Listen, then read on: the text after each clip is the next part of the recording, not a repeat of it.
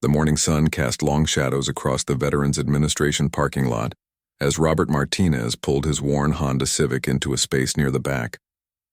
At 68 years old, his hands shook slightly as he turned off the engine, not from age but from the same tremor that had plagued him for decades. The nightmares still came, though less frequently now, bringing with them the sounds of helicopter rotors and distant explosions that seemed to echo from another lifetime. Robert stepped out of his car, adjusting the faded baseball cap that bore no military insignia, no unit patch, nothing to indicate the extraordinary service he had given his country.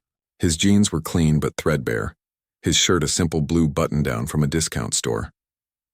To anyone watching, he looked like countless other aging veterans making their way to appointments at the VA Medical Center.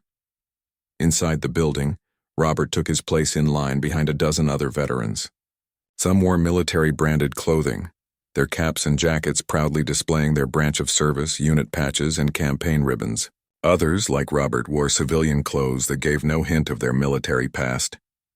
The waiting room buzzed with the quiet conversations of men and women who had served their country in various capacities, from supply clerks to combat infantry. When his number was called, Robert approached the reception desk where a tired-looking clerk barely glanced up from her computer screen. "Name and social security number," she said in a monotone voice that suggested she had repeated these words thousands of times. "Robert Martinez," he replied quietly, reciting the numbers that would pull up his sparse VA file. The clerk's fingers clicked across the keyboard, her brow furrowing slightly as she read the information on her screen. "Says here you served in the Navy from 1972 to 1995, 23 years. Is that correct?" "Yes, ma'am." "Any combat deployments?" Robert paused for a moment, memories flashing through his mind like scenes from an old movie. Classified missions in Central America, raids in the Persian Gulf, operations that officially never happened, carried out by men who officially were never there. "Yes, ma'am, several." The clerk made a note in his file without looking up. "Take a seat. Someone will call you for your appointment." Robert found an empty chair in the corner of the waiting room, away from the small groups of veterans sharing stories about their service. He listened to fragments of their conversations, tales of deployment to Iraq and Afghanistan, stories of brotherhood forged in the heat of combat. These were men whose service was documented, recognized, celebrated. They had deployment patches and unit citations, commendation medals and photographs with their fellow soldiers. Robert had none of these things. His service record, the parts that existed in official files, showed nothing remarkable. A career Navy man who had served in various administrative and training roles. No Purple Heart, no Bronze Star, no combat action ribbon. To anyone reviewing his file, Robert Martinez appeared to be exactly what his paperwork indicated. A career sailor who had served his country honorably, but without distinction. The reality was far different. For more than 2 decades, Robert had been part of an elite unit that operated in the shadows, conducting missions that required the highest levels of security clearance and absolute discretion. His team had rescued hostages, gathered intelligence, and carried out operations that prevented terrorist attacks and saved countless lives. They had worked alongside Delta Force, CIA operatives, and other special operations units, often in situations where failure was not an option, but their successes could never be acknowledged publicly. Their failures, when they occurred, were buried so deep that even the men who had lived through them sometimes wondered if they had really happened. Robert and his teammates had signed documents that bound them to secrecy for life, agreements that prevented them from ever discussing their true service, even with family members. When Robert retired from the Navy in 1995, there was no ceremony, no gathering of fellow warriors to mark the end of his career. He simply turned in his equipment, signed his final papers, and walked away from the only life he had known for more than 2 decades. The transition to civilian life had been brutal. Without the ability to discuss his real experience, he struggled to find employment that matched his skills. Employers saw a Navy veteran with an administrative background, not a highly trained special operations warrior with experience in the world's most dangerous places. His marriage had fallen apart within 3 years of his retirement. Maria had tried to understand why her husband would wake up screaming in the middle of the night, why he couldn't talk about what he had done in the Navy, why he seemed to carry a weight that he could never put down. But without the ability to explain the truth of his service, Robert had watched helplessly as the woman he loved grew distant and finally left. The years that followed had been a gradual slide into isolation. Robert took jobs that paid the bills but offered no satisfaction. He lived in a small apartment, kept to himself, and tried to forget the parts of his life that he was forbidden to remember. The VA provided some benefits, but without documented combat service, he didn't qualify for many of the programs that might have helped him readjust to civilian life. As Robert sat in the waiting room, watching other veterans share their stories, he felt the familiar weight of his invisible burden. These men and women around him had earned the right to speak proudly of their service. They could tell their children and grandchildren about their time in the military, could point to ribbons and medals that marked their accomplishments. They had a history that belonged to them, service records that reflected at least some portion of their sacrifice. Robert had memories of missions that had shaped the course of history, of operations that had prevented wars and saved thousands of lives. But these memories belonged to the shadows, locked away by oaths and classifications that would outlive him. In the eyes of the world, even in the eyes of the Veterans Administration that was supposed to care for him, Robert Martinez was nothing more than a retired Navy administrator who had served his time and earned his pension. The irony was not lost on him that he had spent his career protecting secrets that now protected nothing but his own isolation. The wars he had helped prevent were known only to a handful of people, most of whom were bound by the same oaths of secrecy. The lives he had saved would never know his name. The sacrifices he had made were recorded only in classified files that would remain sealed long after he was gone. Robert Martinez, a voice called from across the waiting room. Robert stood slowly, his knees protesting after the long wait. As he walked toward the appointment desk, he passed a group of younger veterans sharing photographs on their phones, images from deployments where their service had been documented, celebrated, and remembered. Robert had no such photographs, no mementos of his service except the memories that he carried alone. Dr. Sarah Chen had been working at the Veterans Administration Medical Center for 8 years, and she thought she had seen every type of case that walked through the doors. Combat veterans dealing with PTSD, service members recovering from injuries sustained in Iraq and Afghanistan, older veterans managing the long-term effects of exposure to Agent Orange in Vietnam. But something about Robert Martinez caught her attention the moment he walked into her office. It wasn't his appearance that struck her as unusual. Robert looked like many of the older veterans she treated, a man in his late 60s who carried himself with the subtle bearing that marks someone who had spent decades in military service. His medical file showed routine issues common to men his age, nothing that would normally warrant a second glance. What caught Dr. Chen's attention was the contradiction between what she observed and what the file indicated. Robert's medical history showed no combat-related injuries, no documented exposure to hostile fire, no record of the physical and psychological trauma that typically marked veterans who had seen action. Yet, as she spoke with him, she noticed signs that told a different story. His startled response was pronounced when a door slammed in the hallway. His eyes automatically tracked to the exits when he entered a room. When she asked routine questions about his sleep patterns, his answers revealed the classic symptoms of someone dealing with combat-related trauma. Most telling was the way he carried himself, a controlled alertness that she had observed in special operations veterans. "Mr. Martinez," Dr. Chen said, settling into her chair across from him, "I'd like to go over your service history to make sure our records are accurate. It says here you served in the Navy from 1972 to 1995, primarily in administrative and training roles. Is that correct?" Robert's response came after a slight pause, the kind of hesitation that Dr. Chen had learned to recognize in veterans who were carefully choosing their words. "Yes, ma'am. That's what the records show." The phrasing was telling. Not, "Yes, that's correct, but that's what the records show." Dr. Chen made a mental note and continued with her questions. As the appointment progressed, Dr. Chen found herself increasingly puzzled by the disconnect between Robert's official record and the man sitting in front of her. His medical examination revealed several scars that weren't documented anywhere in his file. A thin line across his shoulder that looked like it might have come from a knife. A round scar on his thigh that resembled a bullet wound. When she asked about these marks, Robert's explanations were vague and clearly rehearsed. "Training accident," he said about the shoulder scar. "Fell during an exercise." he explained about the mark on his leg. Dr. Chen had examined enough veterans to recognize the difference between training injuries and combat wounds. These scars told a story that Robert wasn't able to share, at least not officially. After Robert left her office, Dr. Chen found herself thinking about the case throughout the rest of her day. She had treated thousands of veterans, and she prided herself on her ability to provide appropriate care based on their service history and specific needs. But how could she properly treat a patient when his official record seemed to bear no resemblance to his actual experience? That evening, Dr. Chen stayed late in her office, reviewing Robert's file more carefully. She pulled up his service record on her computer, studying the assignments and positions listed over his 23-year career. On the surface, it appeared unremarkable.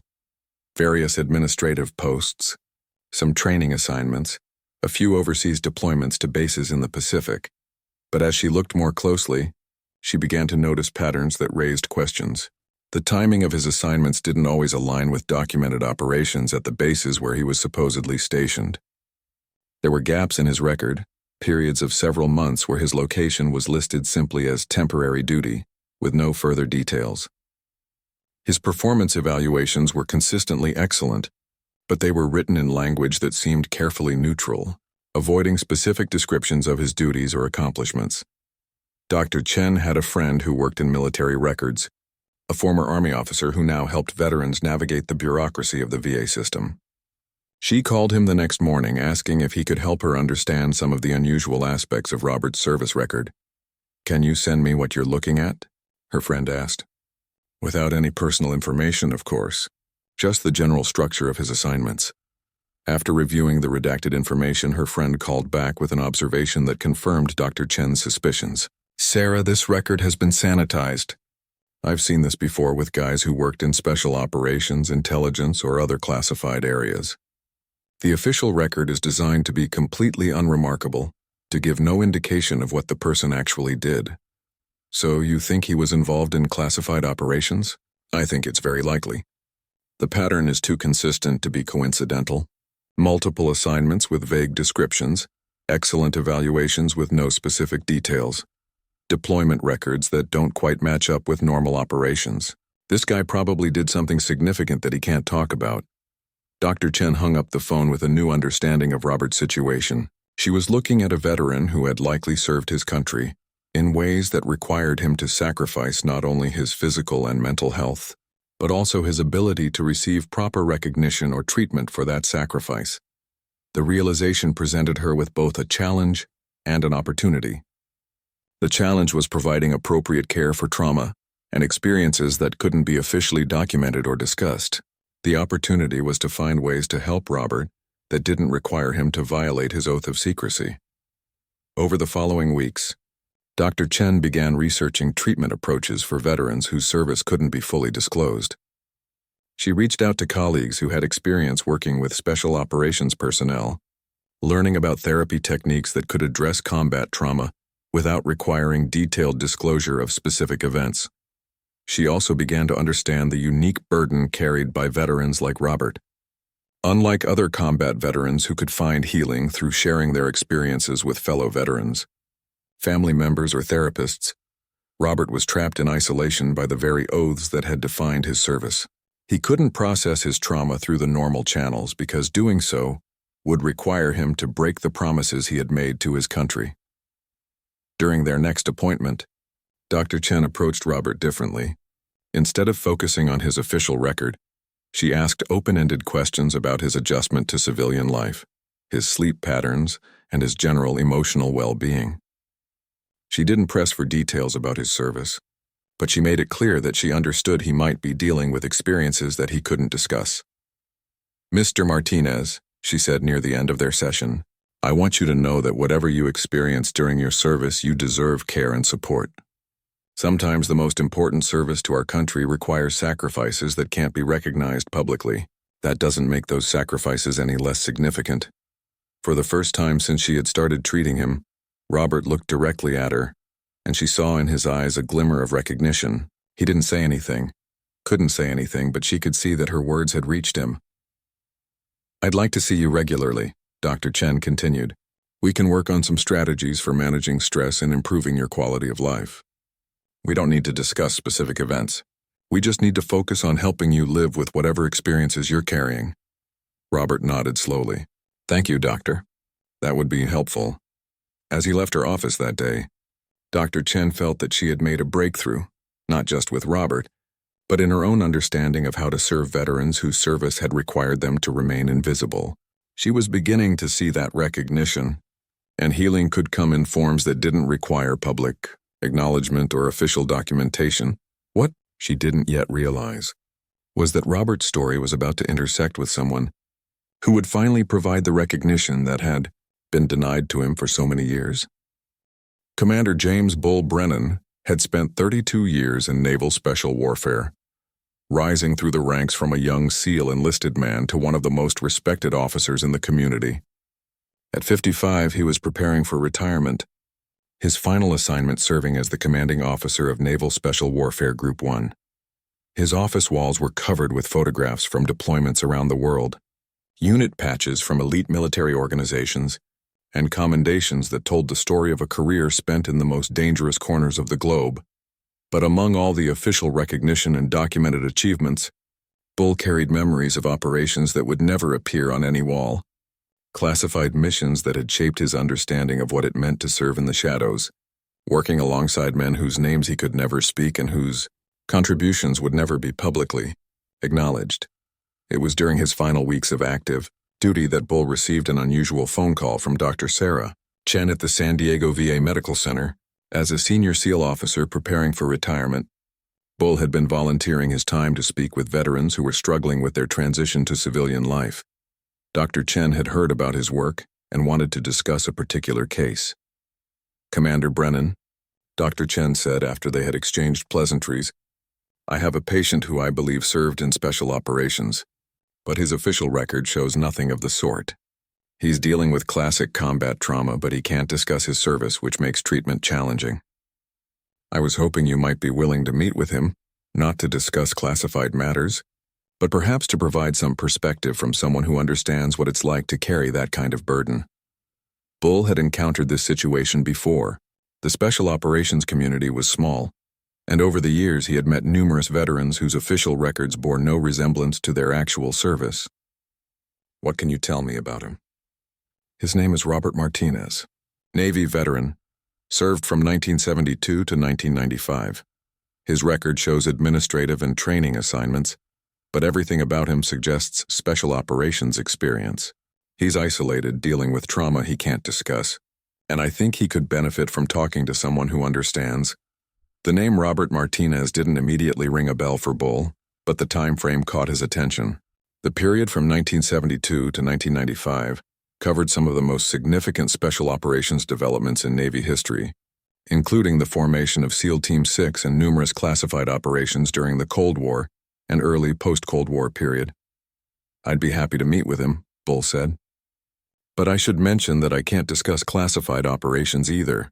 I can only offer general support and perspective. Dr. Chen arranged for the meeting to take place at the VA Medical Center in a quiet conference room away from the main waiting areas. She introduced the two men but then left them alone, understanding that their conversation would be more productive without a civilian present. Bull studied Robert as they shook hands, his trained eye taking in details that most people would miss. The way Robert positioned himself with his back to the wall and a clear view of the exits. The controlled way he moved, economical and purposeful. The alertness in his eyes that spoke of years spent in dangerous situations. Most telling was Robert's immediate recognition of Bull as a fellow warrior. A subtle acknowledgement that passed between them in the first few seconds of their meeting. So you're the mystery man Dr. Chen told me about, Bull said, settling into his chair. She thinks you might have some experiences that aren't reflected in your official record. Robert remained silent for a moment, clearly weighing his words carefully. I served my country to the best of my ability, sir. That's all I can say. Bull recognized the careful phrasing, the same type of response he had given countless times when asked about his own classified service. I understand. I'm not here to ask you about anything you can't discuss. I'm here because Dr. Chen thinks you might benefit from talking to someone who understands what it's like to carry experiences that you can't share. Over the next hour, the two men spoke in the careful language of veterans bound by classification, They didn't discuss specific operations or reveal classified information, but they spoke about the challenges of transitioning to civilian life when much of your military experience couldn't be acknowledged. They talked about the isolation that came from being unable to share war stories with other veterans, the difficulty of finding civilian employment when your real skills couldn't be listed on a resume. As their conversation progressed, Bull began to piece together clues about Robert's background. The way he spoke about certain time periods suggested deployments to Central America during the 1980s, his familiarity with weapons and tactics that weren't taught in conventional Navy schools indicated special operations training. Most significantly, his knowledge of procedures and protocols that were specific to classified operations suggested that Robert had been part of the shadowy world of special activities. "You know," Bull said during a pause in their conversation, "I've been in this business for over 3 decades. I've worked with a lot of different units, seen a lot of different operations. There are guys out there who did incredible things for this country, saved countless lives, prevented wars, and most people will never know their names." Robert looked at him with an expression that Bull had seen before, the look of a man who had carried a secret burden for so long that he had almost forgotten anyone else understood what that felt like. "The thing is," Bull continued, "just because their service can't be publicly recognized doesn't mean it wasn't significant. Some of the most important work done by our military happens in the shadows, carried out by people who knew from the beginning that they would never get credit for what they accomplished." "Yes, sir," Robert said quietly. "I imagine that's true." Bull leaned forward in his chair. "Robert, I don't know what you did during your 23 years in the Navy. I can't ask and you can't tell me. But I can see in your eyes that you've been places and done things that most people can't imagine. Whatever burden you're carrying, you don't have to carry it alone." For the first time in their conversation, Robert's carefully controlled demeanor cracked slightly. Bull could see years of isolation and unacknowledged sacrifice in the older man's face. "Sometimes," Robert said, his voice barely above a whisper, "I wonder if any of it mattered.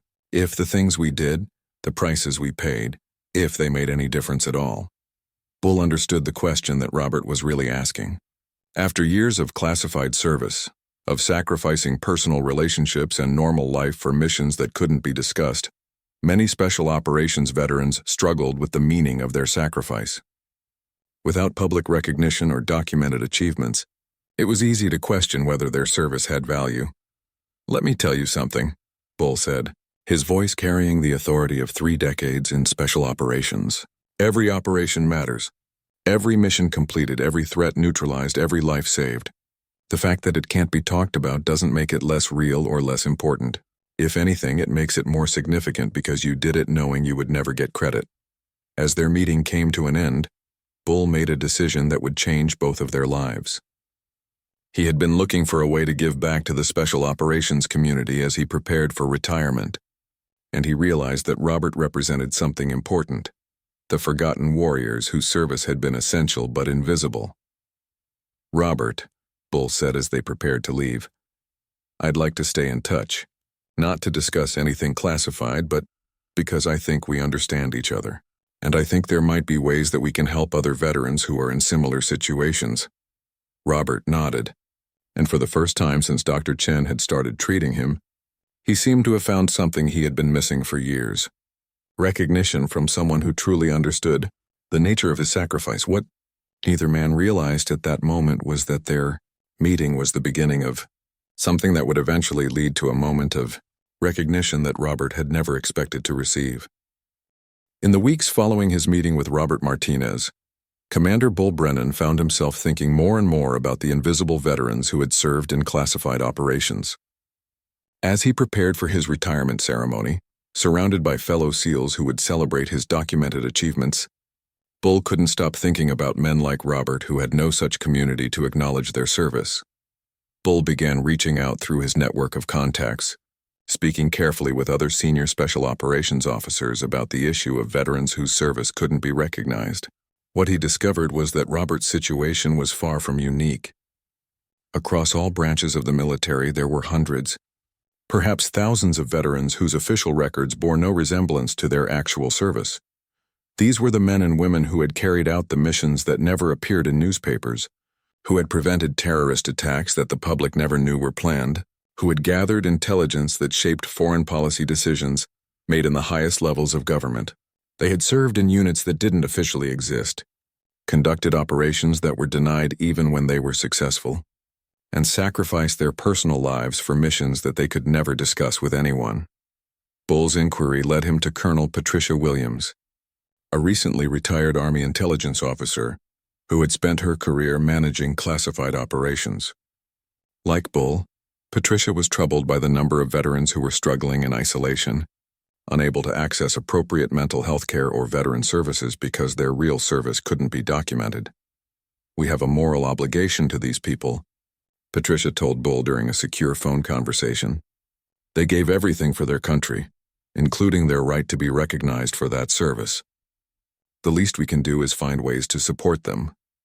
Together, Bull and Patricia began developing an informal network of senior retired officers who could identify and assist veterans from classified operations.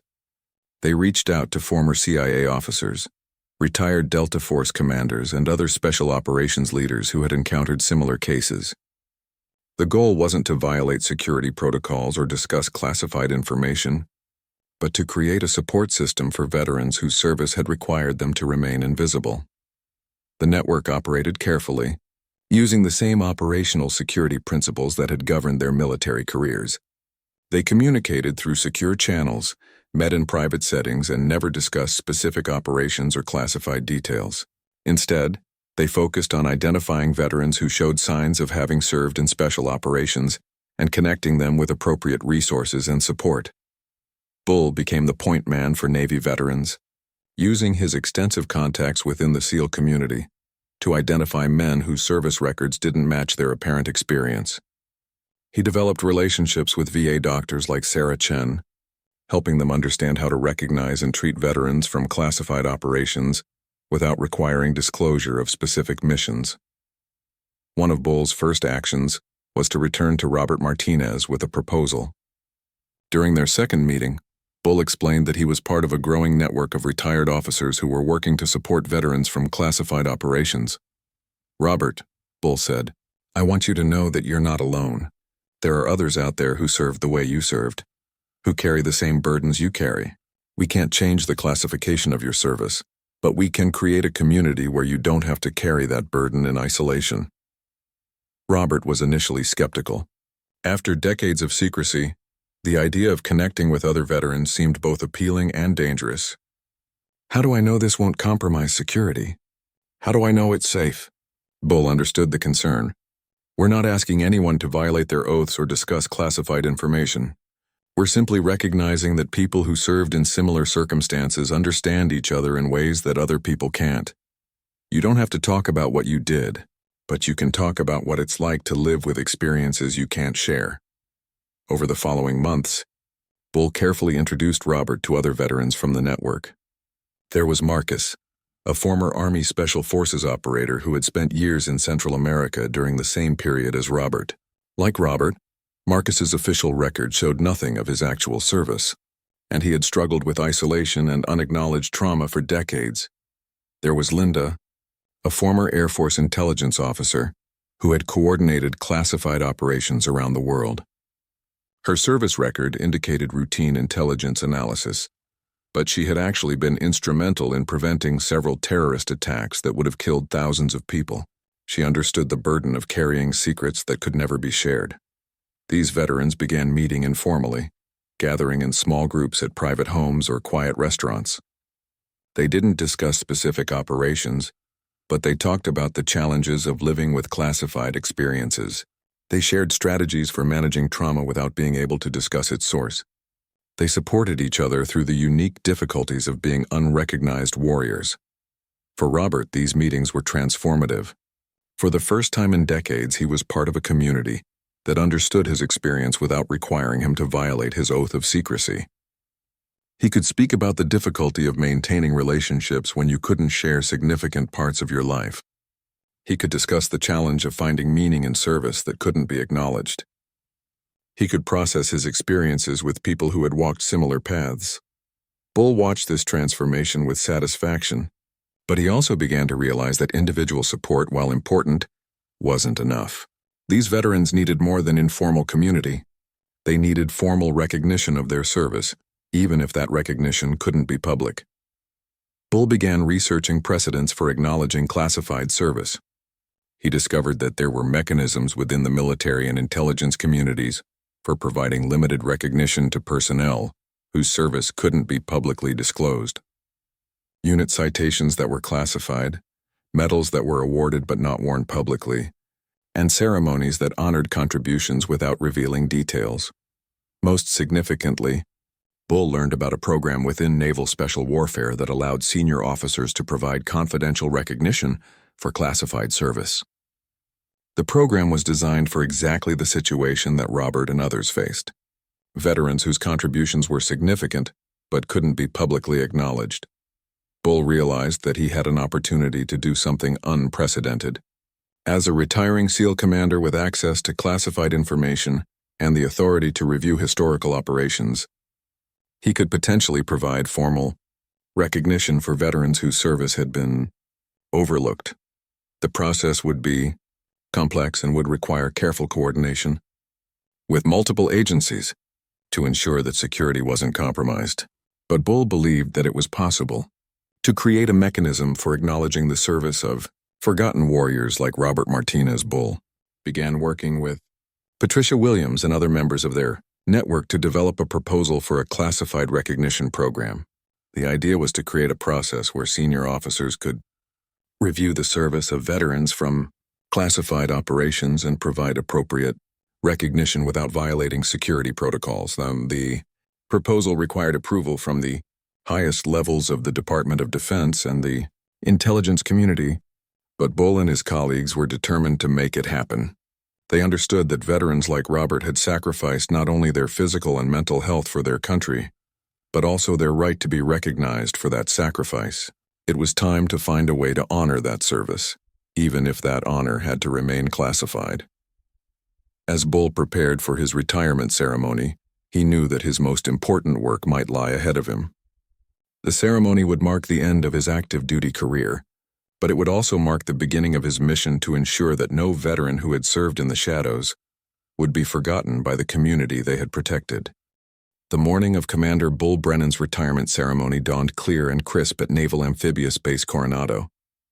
The ceremony was scheduled for 1,000 hours at the Naval Special Warfare Command headquarters, with an audience of active duty SEALs, retired personnel, family members, and distinguished guests from throughout the special operations community.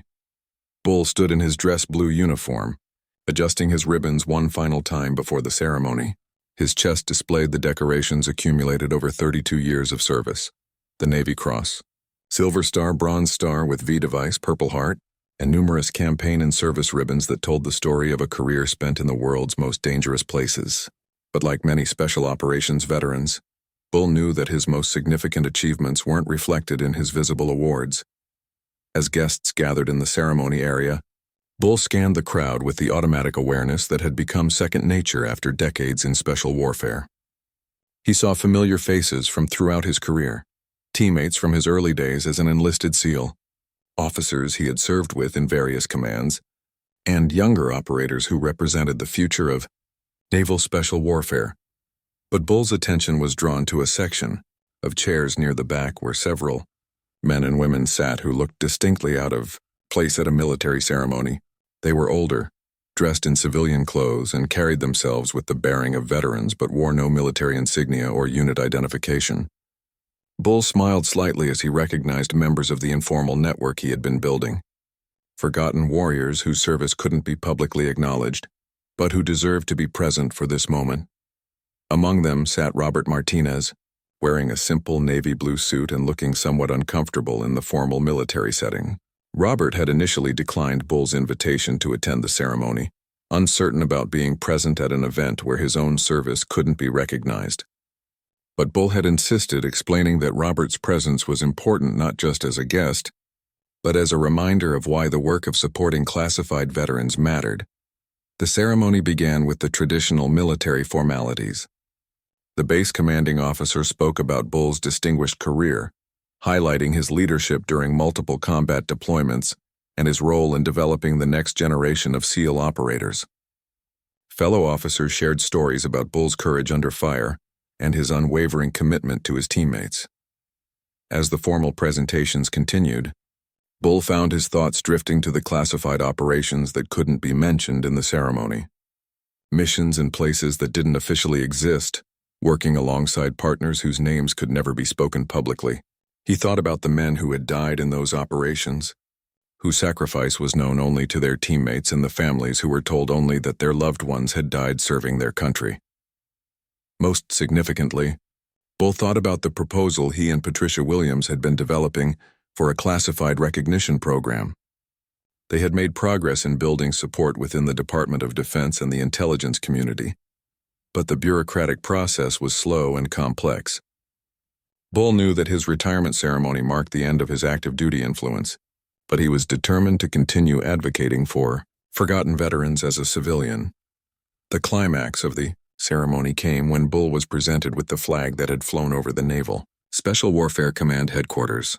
As he accepted the folded flag from the base commanding officer, Bull looked out at the assembled crowd and made a decision that surprised everyone present. "Before I conclude my remarks," Bull said, stepping to the microphone, "I want to take a moment to recognize some special guests who are here today. Throughout my career, I've had the privilege of working alongside some of the most dedicated and professional warriors our nation has ever produced. Some of those warriors are here today in uniform, their service and achievements properly recognized and celebrated." Bull paused, his eyes finding Robert and the other veterans from classified operations who were scattered throughout the audience. "But I've also had the privilege of working alongside warriors whose service can't be publicly acknowledged, whose achievements can't be celebrated in ceremonies like this, and whose sacrifices are known only to a few. These are the men and women who served in the shadows, who conducted the operations that never appeared in newspapers, who prevented threats that the American people never knew existed." A murmur went through the crowd as people began to understand the unusual direction of Bull's remarks. Military retirement ceremonies typically focused on the retirees' documented achievements, not on classified operations that couldn't be discussed. "I can't tell you about their specific operations," Bull continued, "because those operations remain classified. I can't tell you about their individual achievements because those achievements are protected by the same security protocols that allowed them to be successful.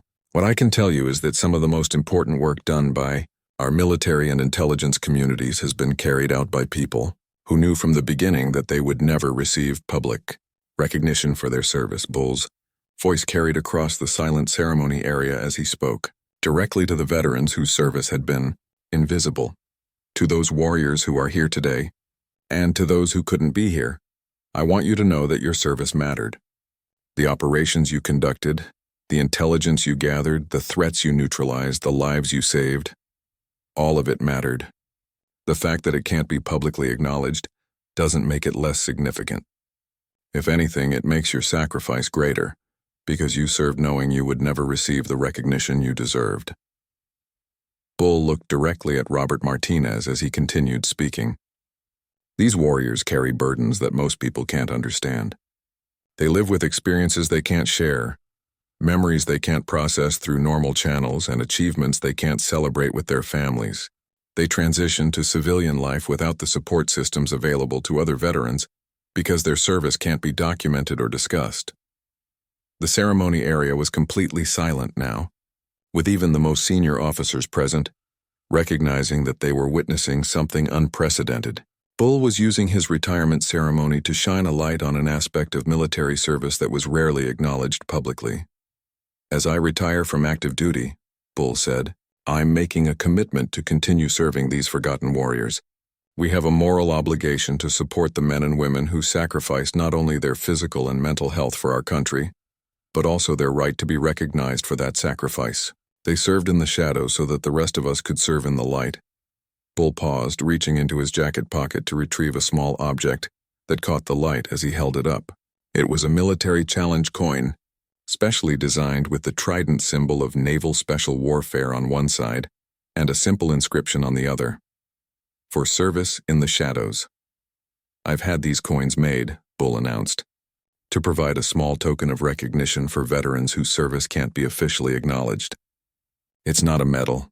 It's not an official military decoration, but it's a symbol that someone knows and remembers what you did for your country. Bull stepped down from the podium and walked directly to where Robert Martinez was sitting.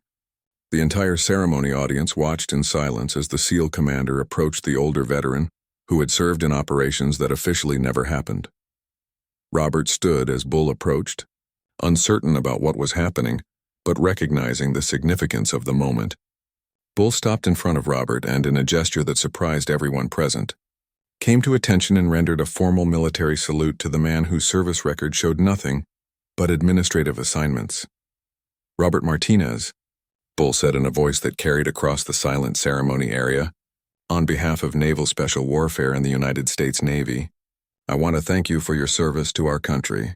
The operations you conducted, the risks you took, and the sacrifices you made are not forgotten by those who know their true value." Bull pressed the challenge coin into Robert's hand and maintained his salute until Robert, with tears streaming down his face, returned the gesture.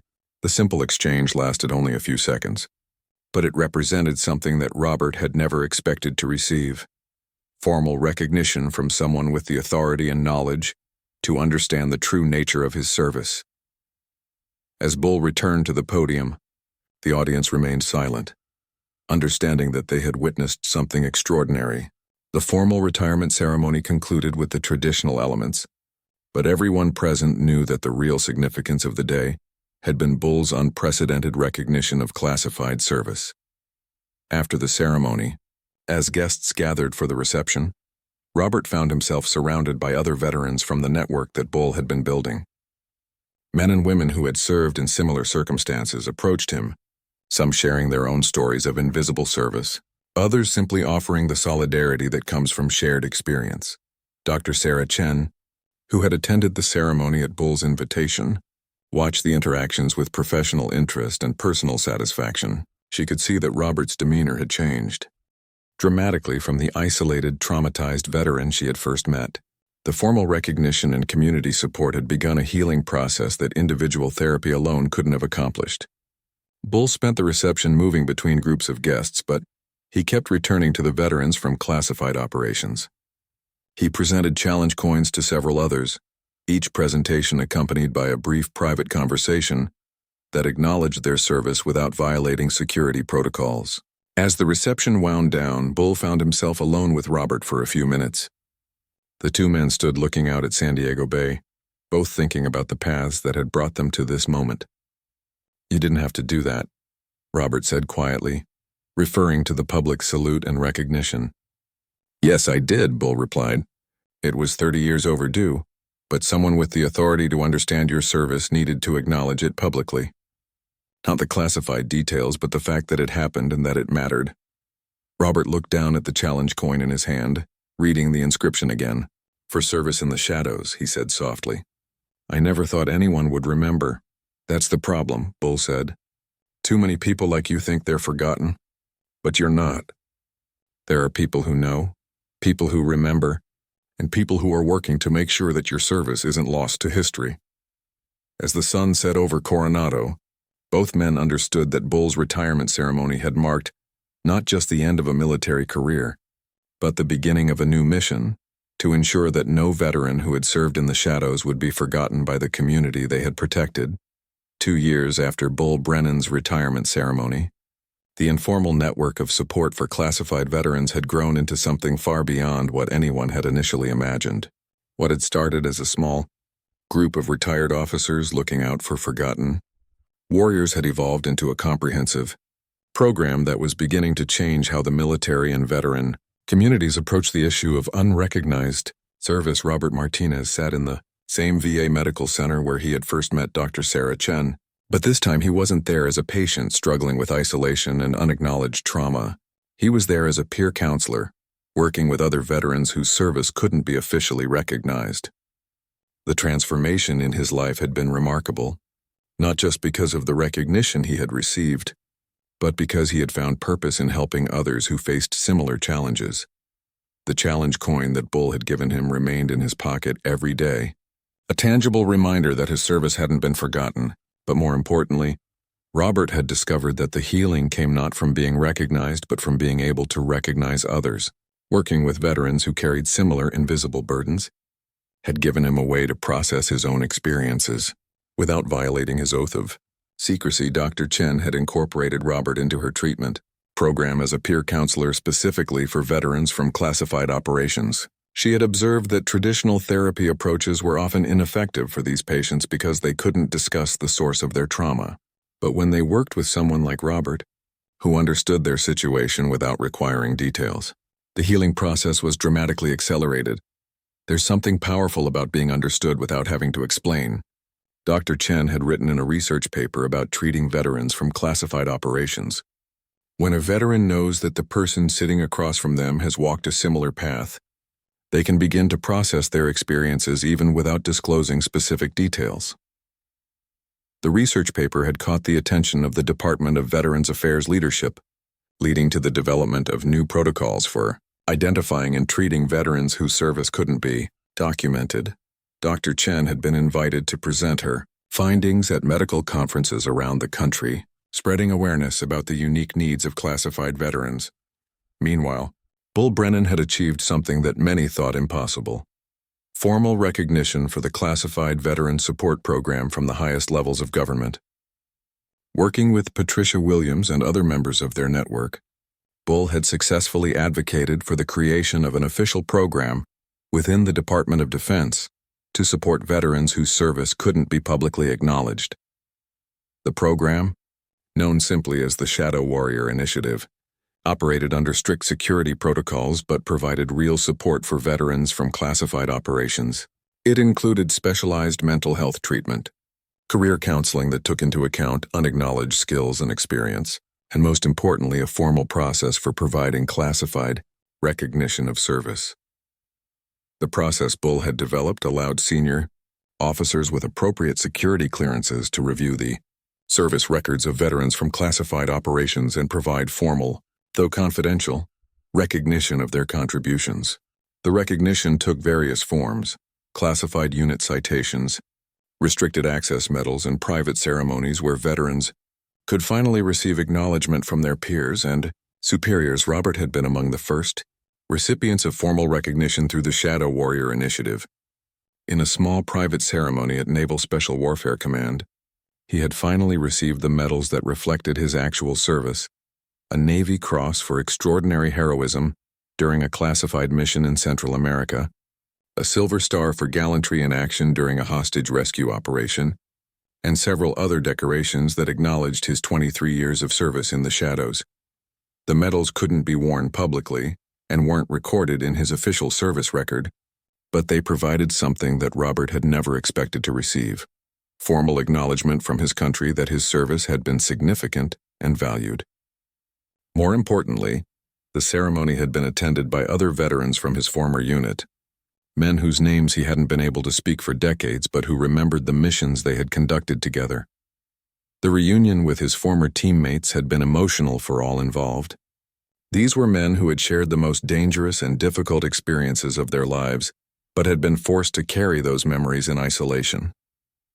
Being able to gather together, even in a classified setting, had provided closure that none of them had thought possible.